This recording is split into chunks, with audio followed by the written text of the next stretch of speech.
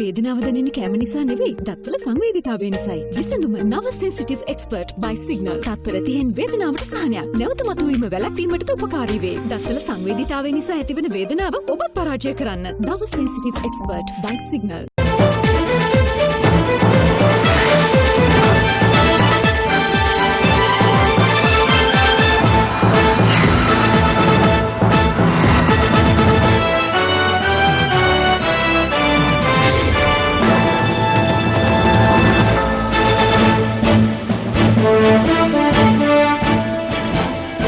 ආයුබෝවන් සියලු සමීක්ෂණ වාර්තා නැවත නැවතත් තහවුරු කර ලංකාවේ අංක 1 ප්‍රවෘත්ති ප්‍රකාශය. පැත්තකියත් ඇත්ත කියන හිරු රාත්‍රී 9:55 ප්‍රධාන ප්‍රවෘත්ති ප්‍රකාශය සමගින් මම ධනුෂ්ක සෙනවිරත්න. මම තිරිණි නදීෂා රණසිංහ ප්‍රථම නවධානය ප්‍රධාන ප්‍රවෘත්ති සිරස්තල වෙත.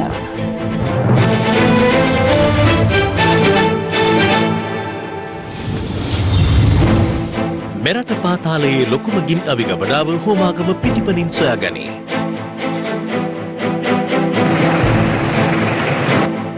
දින 105කට පසු පාසල් විවෘත කෙරේ.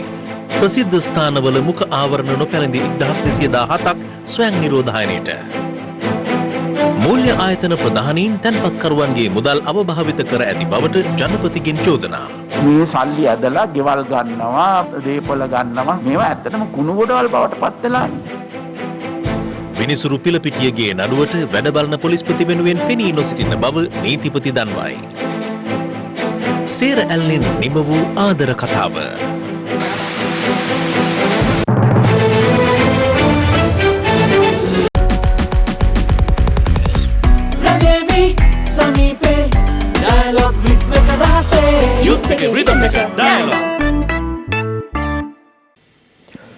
මෙරට පාතාල කල්ලියක් සතුව තිබේදී සොයාගත් වැඩිම ගිනි අවි ප්‍රමාණය සොයා ගැනීමට පොලිස් විශේෂ කාර්ය බලකාය අද සමත් වුණා.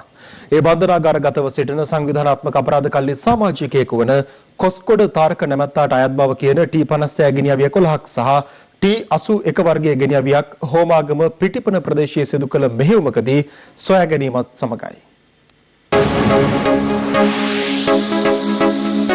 දවසේ පුවත බස්නාහිර පළාත හා දකුණු පළාතේ ක්‍රියාත්මක වන සංවිධානාත්මක අපරාධ කණ්ඩායම් 17ක් සොයා ක්‍රියාත්මක කර ඇති මෙහෙයුම් අනුව පිටිපන පොට්ට කපිල හෙවත් මඩපාතගේ කපිල කුමාර නැමැති සංවිධානාත්මක අපරාධ කල්ලි සමාජිකයා පොලිස් විශේෂ කාර්ය බලකාය නිලධාරීන් විසින් මේගොඩ ඉංගම්මාරුව ප්‍රදේශයේදී අත්අඩංගුවට ගෙන තිබෙනවා. ඔහුගෙන් සිදු කළ ප්‍රශ්න කිරීම්වලදී සංගවා තිබූ T56 ගිනි අවි තොගයක් සම්බන්ධයෙන් පොලිස් විශේෂ කාර්ය බලකායට තොරතුරු ලැබී තිබුණා. ඒ අනුව ක්‍රියාත්මක වූ විශේෂ කාර්ය බලකාය අද පෙරවරුවේ හෝමාගම පිටිපන ප්‍රදේශයේදී විශේෂ මෙහෙයුමක් ආරම්භ කළා.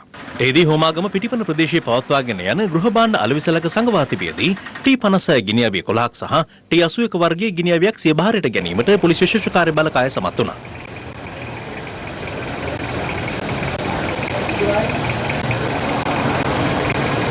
මෙරට සංවිධානාත්මක අපරාධ කල්ලියක් සතුව තිබෙදී සොයාගත් වැඩිම ගිනි අවි තොගය ලෙස මේ සැලකෙනවා.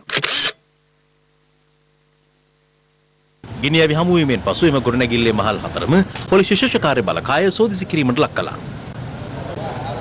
මෙම ගිනි අවි දැනට රක්ෂිත බන්ධනාගාරගත කර සිටින තාරක පෙරේරා විජේසේකර හෙවත් කොස්කොඩ තාරකගේ බවට විශ්වාස කෙරෙනවා. මෙම ගිනි අවි පසුගිය මැයි මාසයේ අදාළ වෙළඳසැලට ගෙනවිත් එහි හිමිකරුට ලබා දී ඇත්තේ කොස්කොඩ තාරකගේ ගෝලයෙකු වන පොට්ට කපිල නැමැත්තා බවට පොලිසිය සැකපල කරනවා. ගිනි අවි සංගවා තිබූ වෙළඳසැලේ හිමිකරු සඳහන් කර ඇත්තේ තමාට මරණ තර්ජන එල්ල කිරීම නිසා අදාළ ගිනි අවි වෙළඳසැල තුල සංගවා තිබූ බවයි. කෙසේ වෙතත් සිද්ධිය සම්බන්ධයෙන් විමර්ශන සිදු කරන උසස් පොලිස් නිලධාරියෙකු සඳහන් කළේ දැනට බන්ධනාගාරගත කර සිටින කොස්කොඩ තාරක දුරකථනය ඔස්සේ සම්බන්ධ වීමට නොහැකි නිසා ඔහුගේ සමීපතමයෙකු සහ තවත් සංවිධානාත්මක අපරාධ කල්ලි සමාජිකයෙකු වන ගගන නැමැත්තෙකු විසින් මෙම ගිනි අවි තොගය පොට්ට කපිල වෙත ලබා දී ඇති බවයි.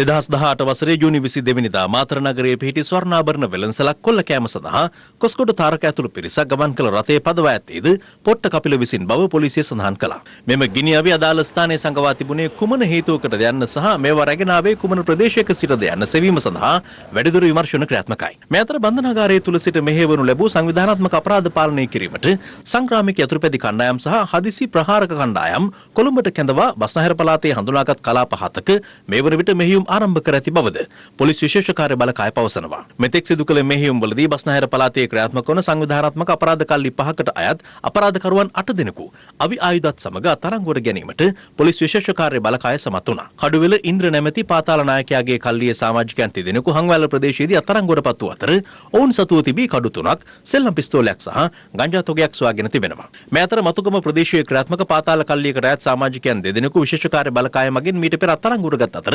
ගොනාකෝවිලේ ධර්මසිරි නැමැති කුඩු ජාවාරමේ නිරත වූ සංවිධානාත්මක අපරාධ කල්ලි සමාජිකයෙකුද මත්කුඩු සමග මීට පෙර අත්අඩංගුවට පත් වුණා. රට පුරා විසිරී සිටින සංවිධානාත්මක අපරාධ කල්ලි වලට අයත් සියලු සමාජිකයන් පිළිබඳ තොරතුරු පොලිස් විශේෂ කාර්ය බළකාය විසින් ලබාගෙන ඇති අතර ඔවුන් අත්අඩංගුවට ගැනීමේ මෙහෙයුම් තවදුරටත් ක්‍රියාත්මකයි.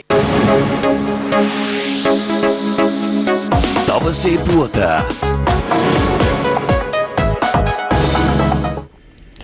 COVID-19 වෛරස් ව්‍යාප්තිය හේතුවෙන් දින 105ක වසා දමා තිබූ පාසල් අද යලි විවෘත කෙරුණා. මේ අතර COVID වසංගත තත්ත්වය තවමත් සම්පූර්ණයෙන් පහව නොයාම හේතුවෙන් මුව ආවරණ පැළඳීමෙන් තොරව ගමන් කරනා සියලු දෙනාට දින 14ක කාලයක් ස්වයං නිරෝධායනය වීමට සිදුවන බව පොලිසිය පවසනවා. COVID-19 වෛරසය ව්‍යාප්තිය හේතුවෙන් වසා දැමුණු පාසල් අධියර 4ක් යටතේ විවෘත කිරීමට අධ්‍යාපන අමාත්‍යාංශය පසුගියදා තීරණය කළ අතර ඒ අනුව එහි පළමු අධියර අද ක්‍රියාත්මක වුණා. ඒ අනුව අද පාසල් වෙත කැඳවා තිබුණේ විදුහල්පතිවරුන්, ගුරුවරුන් මෙන්ම අනධ්‍යයන කාර්ය මණ්ඩල සමාජිකයන් සහ පාසල් කළමනාකරන සමාජිකයන් පමණයි. අද සිට සතියක කාලයක් පාසල් පරිසරයන් පිරිසුදු කිරීම, විෂ බීජහරණය කිරීමේ කටයුතු මෙන්ම කාලසටහන් සකස් කිරීම මෙන්ම ගිලන් කාමර සූදානම් කිරීම ආදී කටයුතු සිදු කිරීමට නියමිතයි. දැන් ඉතින් සතුටින් ඉස්කෝලේ එනවා, ආසයි ඉස්කෝලේ එන්න. අපි දැන්ට නම් ඉතින් ගොඩක් ඒවා ඔන්ලයින් කරලා තියෙන්නේ. නමුත් ඉතින් දැන් 3:00 වෙනකන් අපිට කාලය තියෙනවා. ඒ කාලය ඇතුළත කරගන්න පුළුවන් වෙයි කියලා හිතනවා. ඔන්ලයින් ක්‍රමයේ ගොඩක් සාර්ථක වුණා. මම ක්ලාසස් 3කට කරා. සෑහෙන සක්සස්ෆුල් ගානක් හිටියා. මේ අතර අධ්‍යාපන අමාත්‍ය ඩලස් අලහපෙරුම මහතා පළමු අධියරේ කටයුතු නිරීක්ෂණය කිරීමට පාසල් කිහිපයකට පැමිණියා. මෙහිදී අමාත්‍ය ඩලස් අලහපෙරුම මහතා අන්තර්ජාලය ඔස්සේ සිසුන් කිහිප දෙනෙකු අමතා පවතින ගැටලු පිළිබඳව සාකච්ඡා කළා. මොකද හිතන්නේ A level exam එක ගැන? මේ කාලේ අපිට කරන්න තිබ්බ ගොඩක් වැඩක් අපහසු වුණා. වා කියන්නේ ඔයාලට උනත් යම් කාලයක් මේක අවශ්‍ය වෙනවා මැනේජ් කරගන්න කියලා නේද?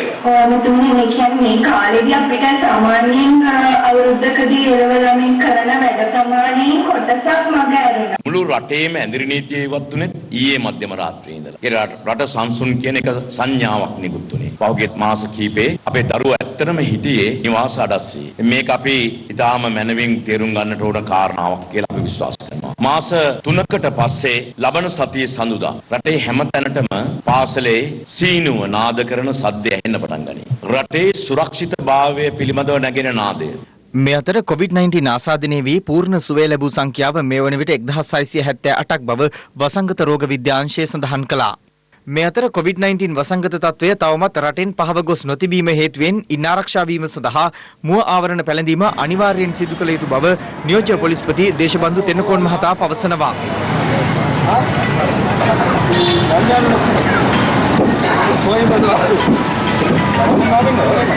ඊයේ දවසේ බස්සාර පළාත තුළ කරපු මෙහෙයුම්වලදී මුඛාවරණ පැළඳගෙන නොගිය පුද්ගලයන් 1217 දෙනෙක්ව ස්වයං නිරෝධායන සඳහා යොමු කරලා තියෙනවා. තමයි නිවෙස්වල දවස් 14ක්. අද මහා මාර්ගවල දකින්න අතරින් අර ගිය සතියේ තිබුණු තත්ත්වයට වඩා ඉතාම හොඳ ප්‍රවණතාවයක් මුඛාවරණ පැළඳලා ගමන් කරන ආකාරයක් පේනවා. මහජනතාව. ඉතින් ඒ තත්ත්වය තවදුරටත් වර්ධනය කරන සෑම කෙනෙක්ම මුඛාවරණ පැළඳීම සඳහා යොමු කිරීම තමයි අපි බලාපොරොත්තු වෙන්නේ. සියලුම පොලිස් ස්ථානවල පොලිස්පතිතුමා උපදෙස් ලබා දීලා තියෙනවා. කිසියම් කෙනෙක් මේ නිරෝධායන දිවිදාන උවමනාවෙන්ම කඩ කරනවා. ඒ අය ස්වයං නිරෝධායන සඳහා යොමු කරන්න කියලා තමයි නිවස.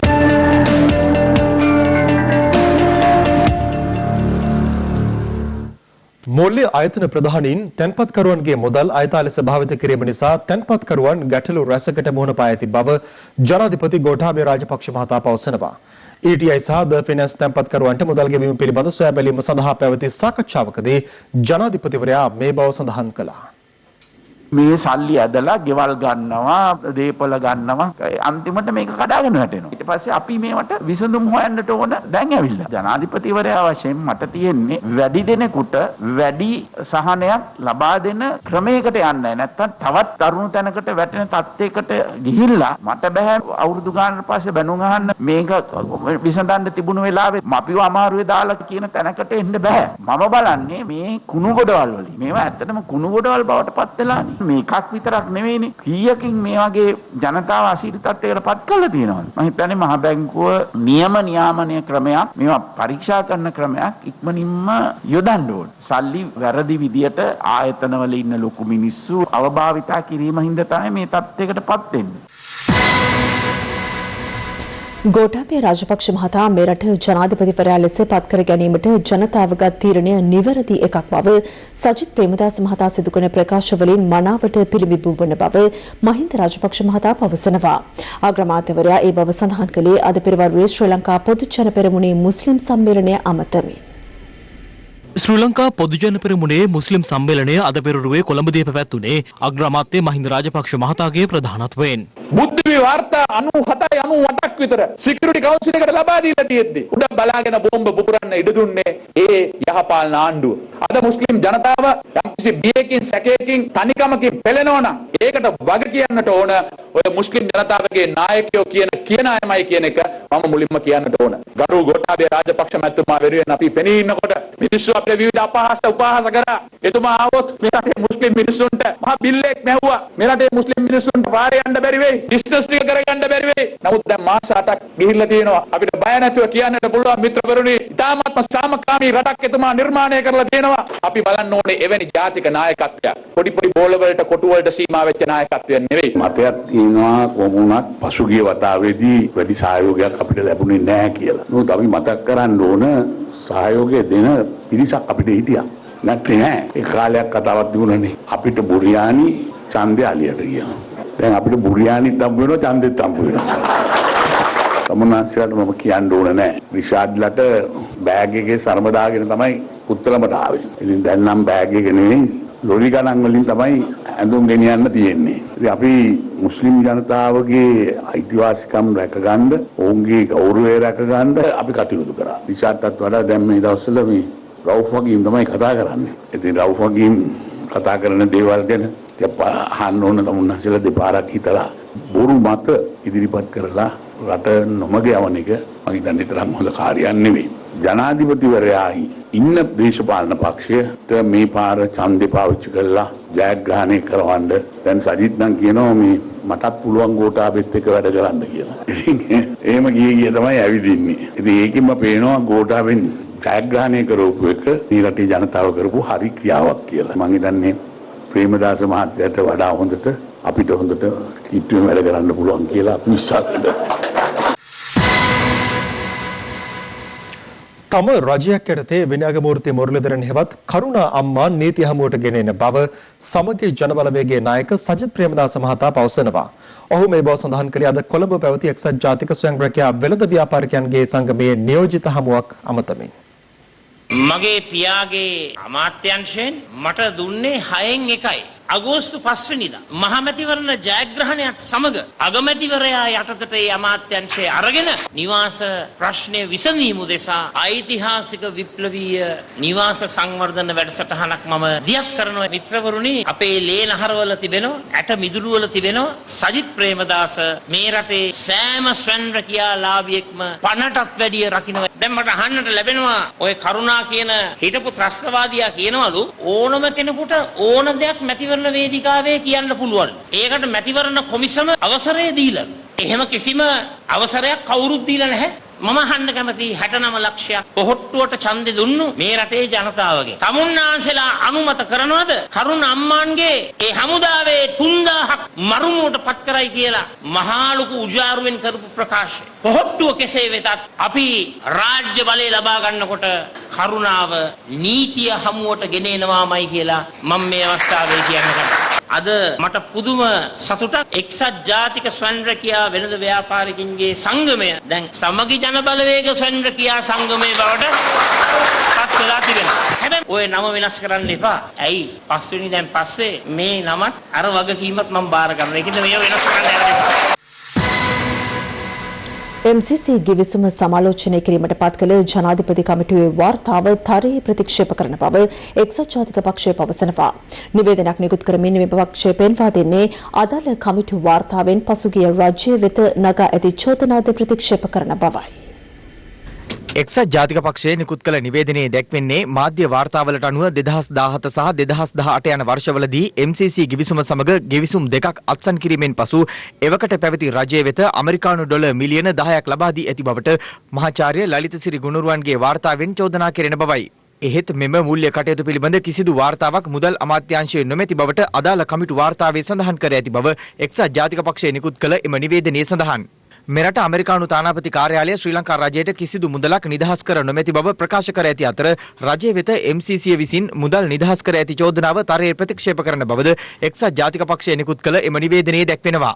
අදාළ නිවේදනයේ වැඩිදුරටත් දැක්වෙන්නේ MCC ගිවිසුම අත්සන් කරන්නේද නොකරන්නේද යන්න පිළිබඳව රජය විසින් ප්‍රසිද්ධියේ ප්‍රකාශ කරන ලෙස රජය නිල්ලා සිටින බවයි. මේ අතර MCC ගිවිසුම සමාලෝචනය කිරීමට පත් කළ ජනාධිපති කමිටුවේ සභාපති මහාචාර්ය ලලිතසිරි ගුණරුවන් මහතා කමිටු වාර්තාව සම්බන්ධයෙන් අදහස් පළ කළා. 2017 සහ 2018 MCC ආයතනය සමග ගිවිසුම් දෙකක් අත්සන් කරලා තියෙනවා. ඒක සංයුක්ත ගිවිසුමට අදාළ වැඩසටහන් සූදානම් කිරීමට සකස් කරන ලද ගිවිසුම් දෙකක්. ඉතින් ඒගොල්ලෝ කියනවා නම් ප්‍රදානයක් කරලා නැහැ කියලා. තේරුම මොකද්ද? ඒ කියන්නේ ගිවිසුමක් අත්සන් කරලා නැහැ කියන එකද? ප්‍රදානයකට අදාළ ලිපි ලේඛන තියෙනවා ගිවිසුම් අත්සන් කරලා. ඒකට අදාළ මුදල් ලැබුණාද නැද්ද කියන එක අපි කමිටුවේ කොහෙවත් කියලා නැහැ. ගිවිසුමක් අත්සන් කරලා 2017 2020 වෙනකන් මුකුත් සටහනක් නැහැ කියන්නේ ප්‍රශ්නාර්ථයක් නෙමෙයිද? ඔය තියෙන මුණුවරෙන් ඔය තියෙන විදියට MCC සංයුක්ත ගිවිසුමට අත්සන් කරන්න එපා කියලා අපි කියලා තියෙනවා. ඉතින් ඒක එතනින් එහාට මොකද්ද කරන්නේ කියන එක ඉතින් ආණ්ඩුව වාඩි වෙලා තීරණය කරගන්න ඕනේ. දැන් 2019 ඔක්තෝබර් මාසයේ අමාත්‍ය මණ්ඩලයට ගියේ ඔක අත්සන් කරන්න පාර්ලිමේන්තුවේ අනුමැතිය අරන්ද? MCC කියන්නේ එක ගිවිසුමක් විතරයිනේ. තව ඕන තරම් අපිට එන්න පුළුවන් මේ වෙන ප්‍රදානය කරන කට්ටිය. අපි දකිනවා එවැනි ගිවිසුමකට විදේශයක් එක්ක එළඹීමට පෙර ගත යුතු ක්‍රියාමාර්ග සම්බන්ධයෙන් නෛතික ප්‍රතිපාදන තියෙන්න ඕනේ කියලා. මේ රටේ එහෙම එකක් නැහැ. එතනයි තියෙන ප්‍රශ්නේ. අවුරුදු 5කට බලයටපත් වෙන රජයකට පුළුවන් ද අවුරුදු 99කට මේ රටේ වත්කමක් වෙන රටකට බදු දෙන්න. ඒ නිසා කමිටුව විශේෂ නිර්දේශයක් දීලා තියෙනවා. වහාම ක්‍රමවේදයක් හදලා ව්‍යවස්ථාපිත කරන්න කියලා. MCC ගිවිසුම යලි ඉස්මතු කරමින් ආණ්ඩුව දේශපාලන වාසි ලබා ගැනීමට උත්සාහ කරන බව සමගි ජනබලවේගයේ අපේක්ෂක තිසත්ත නායක මහතා පවසනවා. ඔහු මේ බව සඳහන් කළේ සමගි ජනබලවේග පක්ෂ මූලස්ථානයේ කැඳවා තිබූ ප්‍රවෘත්ති සාකච්ඡාවකට එක්වමින්. සුපුරුදු ප්‍රචාරක ව්‍යාපාරය කරන්න අපේක්ෂකයන්ට නොලැබීමේ වැඩිපුරම පාඩුව තිබෙන්නේ විපක්ෂයේ අපේක්ෂකයන්. අපි ඉල්ලා සිටින මැතිවරණ කොමිසමෙන් ආණ්ඩුවටත් විපක්ෂයටත් දෙපාර්ශ්වයටම මේ සමබරතාවය සහ ස්වාධීනත්වය අවශ්‍යයි. දේශපාලන වාසියක් වෙනුවෙන් MCC යලි මතු කරමින් ආණ්ඩුව උත්සාහ කරන්නේ දේශපාලන වාසියකට ප්‍රවේශ වීමක් හැර වෙන මොකුත් මෙතන නැහැ. මොකද බෝලේ තියෙන්නේ ආණ්ඩුව අතේ. ඒතර ආණ්ඩුව දැනගන්න ඕනේ ඒ ක්‍රියාත්මක වීම ක්‍රියාත්මක නොවීම පිළිබඳව ආණ්ඩුවේ ස්ථාවරත්වය කියන්නේ. තවත් ජනතාව රවට්ටන්න එපා. මේ අතර සමගි ජනබලවේගයේ මහලේකම් රංජිත් මද්දුම් බණ්ඩාර මහතාද ප්‍රවෘත්ති සාකච්ඡාවක් ඇඳුමින් එක්සත් ජාතික පක්ෂ අර්බුදය සම්බන්ධයෙන් අදහස් පළ කළා. එක්සත් ජාතික පක්ෂයටවත් එක්සත් ජාතික පාක්ෂිකයින්ටවත් අගෞරව කරන්නේ නැහැ. මොකද එක්සත් ජාතික පක්ෂය අද ඉන්නේ මෙතන. 95 දෙනෙක් තරඟ කරනවා ගියාණ්ඩුවේ හිටපු මැති ඇමතුරු 80 දෙනෙක් ඉන්නේ සමගි ජන බලවේගයත් එක්ක. රනිල් වික්‍රමසිංහ මහත්මයා කියන බෝඩ් ලෑල්ලටයි අලියටයි සිරිකොත මන්දිරයට විතරක් සීමා වෙලා ඉන්න කාණ්ඩායම් 15 දෙනයි. ඡන්දය ඉවරලා එනකොට රනිල් වික්‍රමසිංහ මහත්මයාත් කාණ්ඩායමත් කවුද කියලා ජනතාව තේරුම් ගනි. මම හිතන්නේ ඇඟිලි පහේටත් අඩු ආසන ගාණක් ලැබෙන්නේ. ඒතර තීරණය වේ අනාගතේ මොකද්ද වෙන්නේ කියලා. මැතිවරණය ලංවන විට ආණ්ඩුව විවිධ උපක්‍රම යොදමින් ජනතා මුලා කිරීමේ ක්‍රියාවක නිරත වන බවට එක්සත් ජාතික පක්ෂ මහලේකම් අඛිල විරාජ් කාර්යවසම් මහතා චෝදනා කරනවා. ඔහු මෙම චෝදනාව එල්ල කළේ අද පැවති ප්‍රවෘත්ති සාකච්ඡාවකදී.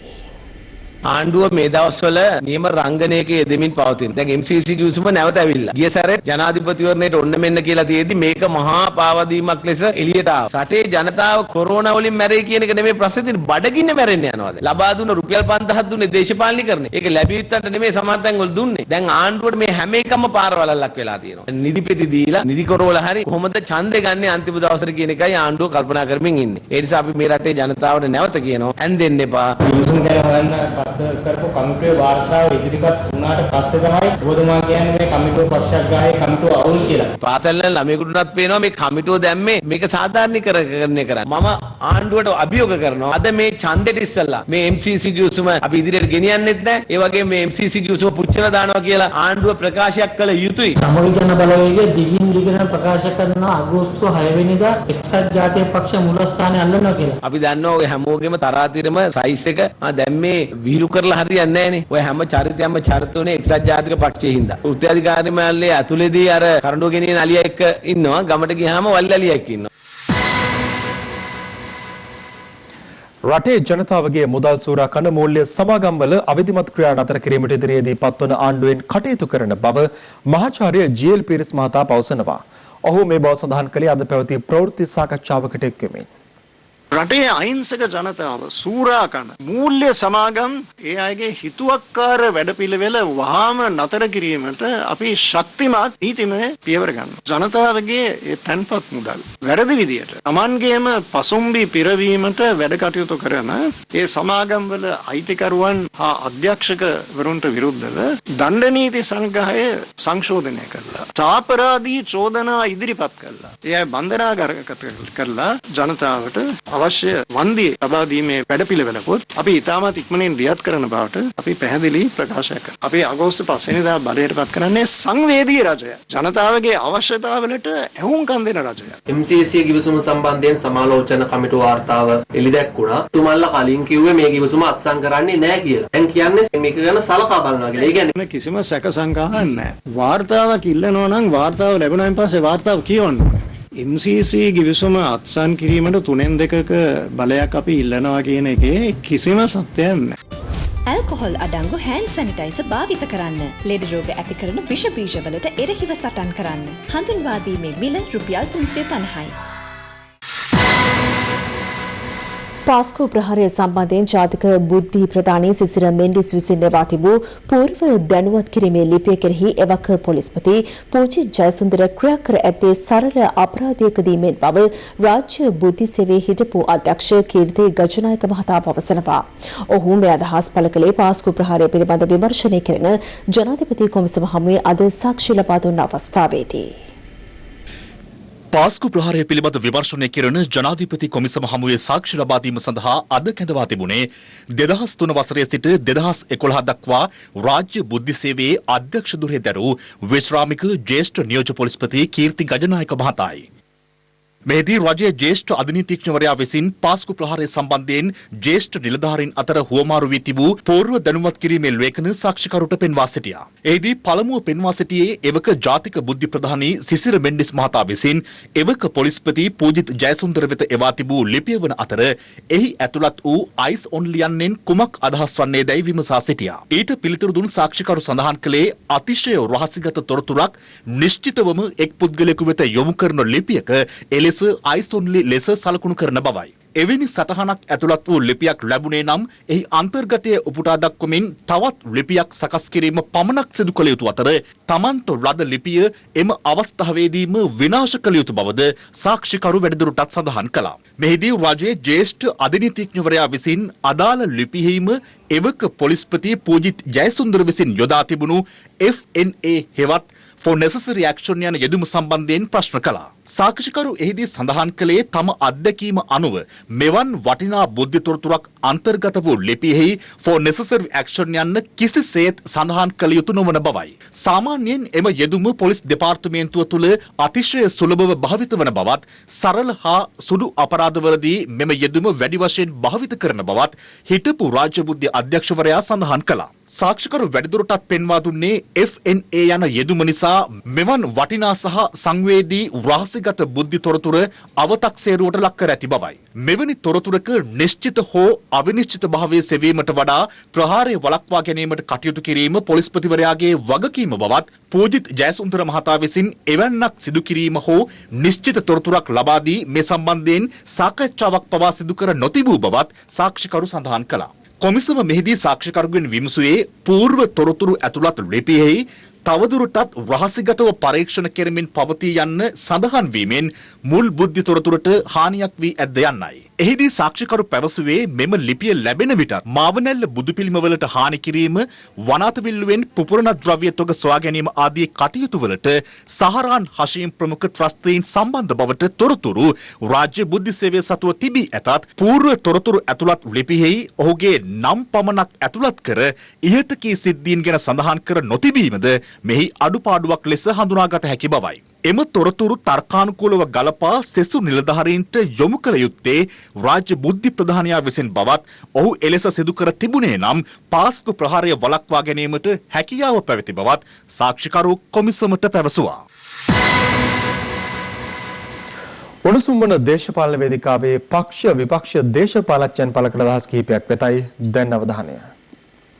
එක්සත් ජාතික පක්ෂයේ කුණු මොනවාරි ගෑවිලා තියෙනවා නම් ඒ කුණු ගොඩම ඉන්නේ රනිල් වික්‍රමසිංහ ඔඩොක්කුවේ. රනිල් වික්‍රමසිංහ ඉන්නේ රාජපක්ෂලා ඔඩොක්කුවේ. රවි කරුණායක දයාගමගේ වජිරමේ වර්ධන අකිල පකිල සාගල ඔක්කොම ඉන්නේ එතන. සෙට් එකම අපි විශ්‍රාම දෙනවා. කුඹරක් කොටාගෙන මොනවාරි ගොවිපලක් බලා ගන්න. දැන් බැඳුම් කරේ පොත් ලියපු අය ඇවිල්ලා කියනවා එක්සත් ජාතික පක්ෂය අපි තියලා අපි ඔක්කොමලා පිරිසුදුයි කියලා. හැබැයි පොත් ලියුවා කෝප් කමිටුවේ දුරකථන ඇමතුම් අරගෙන අහුණා. ඒ නිසා ඒ දෙකේ වෙනසක් නැහැ. ඒගොල්ලන්ට බලයක් අල්ලන්න බැරි නිසායි මේ වගේ දේවල් කතා කරන්නේ. මේ පොඩි ත්‍රිවිල් පක්ෂයකට ඔච්චරම වෙලා දීලා තියෙන්නේ. අපි පොහොට්ටුවත් එක රජයේ බලය ගන්න හදන්නේ රටට සිතක් කරන්න. සජිතුත් එකයි රනිලුත් එකයි පහුගිය අවුරුදු වහේ මේ රට කාපු මේ දෙන්නද වෙනම වෙන් වෙලා ඉන්නනවා ආණ්ඩු බලය ගන්න. දැන් අපේ බස් එක හවුස්ෆුල්. දැන් ආවොත් තමයි ටිකක් ඔබලා දාගන්න පුළුවන්. ඒ නිසා ගොඩ වෙන්න මේ බස් එකට. අපි කොහොමත් අනිවාර්යෙන් දන්නවා සහෝදරනේ මේ පාර්ලිමේන්තු ඡන්දයෙන් පස්සේ ජාතික ආණ්ඩුවක් හදන්න ඕනේ. 19 වෙනි සංශෝධනයට අනුව ඇමති මණ්ඩලය 30යිනේ. හැබැයි අපි දන්නවා මහින්ද රාජපක්ෂ මහත්තයාට ඔය ඒ සීමාවෙ ඉන්න බෑ. යාළුවෝ ගොඩාක් ඉන්නවා ඇමති කන්දෙන්. 60000ක් තරුණ කණ්ඩායම් කනත්තර දක්කගෙන ගිය දේශපාලන පක්ෂය UMP වලින් කඩේ ගිය අය දැන් විවිධ ප්‍රකාශ කරනවා. අපි මතක් කරන්න කැමති කරුණ අම්මාන්ට කෝටි ගණන් සල්ලි දුන්නේ ආයුධ දුන්නේ අහිංසක මිනිස්සුම මරන්න ප්‍රේමදාස මහත්තයා ප්‍රේමදාස ජනාතුමා අවියායුධ දුන්න තමා ඒ දුන්නේ කෙලින්ම ඉන්දියන් හමුදාවට ගහලා පරාජය කරලා වරත රාජා පෙරුමල්ගේ හමුදාව ඒක කළා. ඒ කරලා ඉන්දියන් හමුදාවට යන්න වුණා. එතනින් පස්සේ තමයි අර අපේ බඩකල් පොලිසිය රාලාමිලා 600ක් මැරුවා. ඒ හින්දා තමයි ගෝඨාභය රාජපක්ෂ මහත්තයාට අපි තුනෙන් දෙකේ බලයක් දෙන්න ඕනේ. අපිට මෛත්‍රීපාල සිරිසේන ජනාධිපතිතුමා ජිනීවා යෝජනා මාලාවද එහෙම නැත්නම් අපි රටේ ජාතික සම්පත් විකුණනකොටද එහෙම නැත්නම් ඔය අතුරුදහන් වෙච්ච කාර්යාලය පිටවනකොටද එහෙම නැත්නම් අපේ රණවිරුවන් හිරේ දානකොට කිසිම වචනයක් මේ කට්ටිය කතා කරන්නේ නැහැ. මේ කට්ටිය විශ්වාස කරනවා එකපාරටම කුරාම් පාට ෂර්ට් එකක් දැම්ම කියලා තමුන්නාසෙල්ලාගේ ඡන්ද හම්බ වෙවි කියලා. ඕන දෙයක් කියපුවා. ජනාධිපතිතුමා දන්නව කවුද වැඩකාරයෝ කවුද බොරුකාරයෝ කියන නිසා මම හැමදාම උඩුගම් බලා පිනපු කෙනෙක්. මට කිසිම බාධාවක් ගැටලුවක් නැහැ. ඒකට හේතුව ගම්වල ඉන්න ජනතාව අද මාත් එක්ක. ශ්‍රී ලංකා නිදහස් පක්ෂයට ඡන්ද දෙන්න එපා කියලා කොහොමවත් කිව්වේ නැහැ. මං කිව්වේ මෛත්‍රීකයට ඡන්ද දෙන්න එපයි කියලා. හැබැයි අර ගැරන්ඩින්ට භූමි තෙල් වැක් කරනවා වගේ දැන් දගලන්න පටන් ගන්න තියෙන ඔය මෛත්‍රීක කණ්ඩායම. මෛත්‍රීක කණ්ඩායම තමයි මට බයින්නේ. ෆාස්ට් බෝලර් ඉන්නවා, බැට්ස්මන්ලා ඉන්නවා, විකට් කීපර්ලා ඉන්නවා. මේ ඔක්කොමත් එක්ක තමයි අපිට කණ්ඩායමක් හැටියට ජයග්‍රහණය කරන්න පුළුවන් වෙන්නේ. අපි තෝරගන්න ඕනේ පාර්ලිමේන්තුවට අරිනකොට ඒ විවිධ හැකියාවන් තියෙන පුද්ගලයෝ. මේ රට ගොඩනගන්න, මේ රටේ තිබෙන ප්‍රශ්න විසඳන්න 2015 කට ආරම්භ කරමු. වරාය ගුවන්තොටුපළ වැලියේ ව්‍යාපාර නැවත ක්‍රියාත්මක කරන්න. අපිට පුළුවන් මේ අගෝස්තු 5 වෙනිදා පස්සේ. ආණ්ඩුවක හනිමූන් කාලය තියෙන්නේ මාස 3යි. හැබැයි මේ ආණ්ඩුව හනිමූන් කාලයේ සිටම මේක අනාගෙන තියෙන්නේ. එම නිසා 113 ඒගොල්ලන්ට ගන්න බෑ. එකම විකල්පය තියෙන්නේ ඒගොල්ලන්ට සිද්ධ වෙනවා ආරාධනා කරන්න සජිත් ප්‍රේමදාස මැතිතුමාට ආණ්ඩුව හදන්න කියන්නේ. දැන් එක්සත් ජාතික පක්ෂය හරියට දේවාලෙට ගිහිල්ලා ගහපු පොල් ගෙඩිය වගේ. 4ට 5ට කැඩිලා. රවිගේ පළුව එක පළුවක් ක්‍රියාවිරහිත වෙච්ච දුරකථනයක් තව පළුවක්. බැඳුම් කරේ හොරු ටික එක පැත්තක. හොරකම බැඳුම් කරේ උනේ නැහැ කියලා පොත් ලියපු සුජීව සේනසිංහලා අනිත් පැත්තේ ෆුට් නෝට් කල්ලිය තව පැත්තක. ඒ නිසා මේ 3ට 4ට බෙදිච්ච එක්සත් ජාතික පක්ෂය පස්සේ ගිහිල්ලා මොනවා කියලා මේ රටට ලබලා දෙන්නද?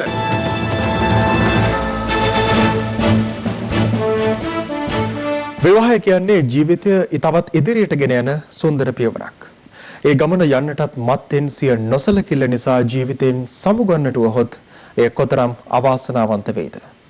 ලග්ගල සේරැල්ල ප්‍රදේශයේ සිදු එවැනි ඛේදවාචකයක් පිළිබඳවයි මේ පොත.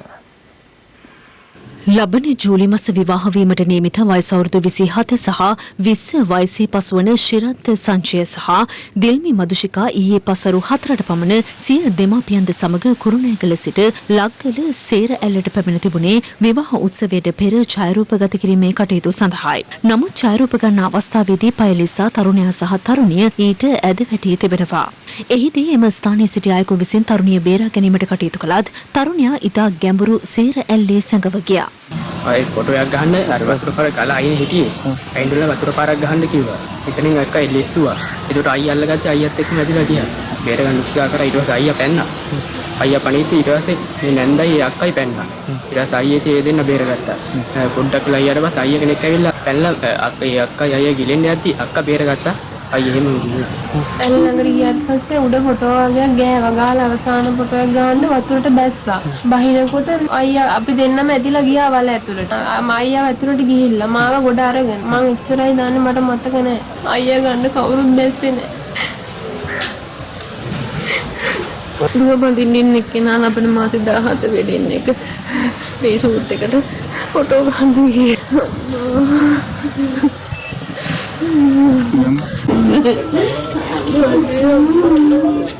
මගේ පුතා නැතුව මගේ පුතා නැතුව අපේ අම්මා අයියාගේ අම්මයි අයියයි ගොඩගහන අයියලා දෙන්නයි අක්කා හිටියා. අතුරුදන් වූ තරුණයා අද පසරුවේ සොයාගැනුනේ නාවික හමුදාවේ කිමිතුම් නිලධාරීන්ගේ සහාය ඇතිවයි. මෙලෙස දියගිරි ජීවිතක්ෂයට පත් වූ ශිරන්ත සංජය කුරුණෑගල පන්සියගම ප්‍රදේශයේ පදිංචිකරුවෙකු වන අතර ඔහු වෘත්තියෙන් වඩු කාර්මිකයෙක්. මෙම ස්ථානය අවදානම් සහිත ස්ථානයක් බවට පුවරුද ප්‍රදර්ශනය කර තිබෙන පසුබිමක එම අවදානම නොතැකීම හේතුවෙන් අද වටිනා ජීවිතයක් අහිමි වී තිබෙනවා. දේශපත් කීපයක් සමගින් දැන් රටවටා හිරු. රටවටා හිරු.